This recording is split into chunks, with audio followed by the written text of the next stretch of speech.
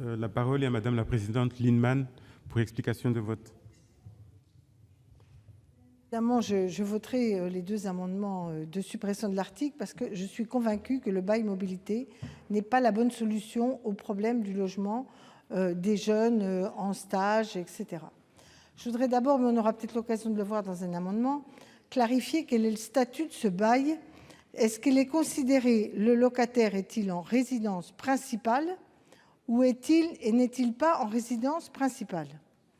Parce que la tradition du droit sur les baux en France, c'est justement de scinder ce qui procède du bail résidence principale de ce qui procède des activités commerciales pour les baux qui ne sont pas pour des résidences principales.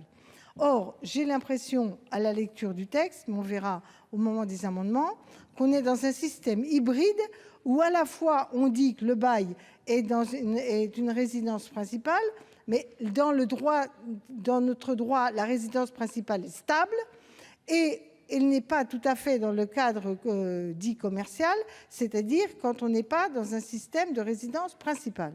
Donc, ce système hybride met la brèche dans la séparation importante entre ces deux concepts qui, surtout, protègent de manière forte la résidence principale, parce que c'est ça qui crée de la précarité. Si c'est votre résidence principale et qu'elle est très temporaire, quand vous n'avez plus qu'elle est très temporaire, vous allez où?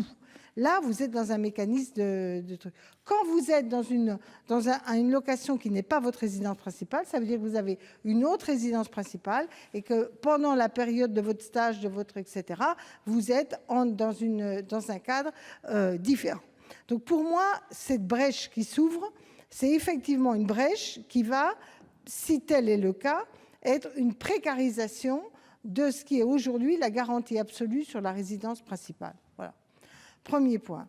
Deuxième point, est-ce qu'il y avait d'autres solutions? Oui, on peut. Toutes les associations l'expliquent. Il y a aussi la possibilité d'avoir des résidences éclatées, c'est-à-dire de fédérer des propriétaires qui veulent avoir des locataires, qui sont d'accord pour avoir des locataires jeunes, etc., et qui acceptent de s'unir à travers une plateforme, mais en garantissant les droits. Et je voudrais vous dire, monsieur le ministre, non, il ne faut pas exagérer, on n'a pas méprisé les jeunes depuis des années. Moi, j'ai connu la période du locapass. Alors, le locapass était une très grande protection pour les jeunes, tellement grande que le 1% a trouvé que c'était trop cher. Et donc, le fond du problème, c'est qu'il aurait fallu trouver les méthodes. Et je reste convaincue que la GUL, la garantie universelle des loyers, votée dans la loi ALUR, qu'hélas, M. Valls n'a pas voulu mettre en œuvre, serait une garantie qui apaiserait les relations locataires-propriétaires. Merci, cher collègue.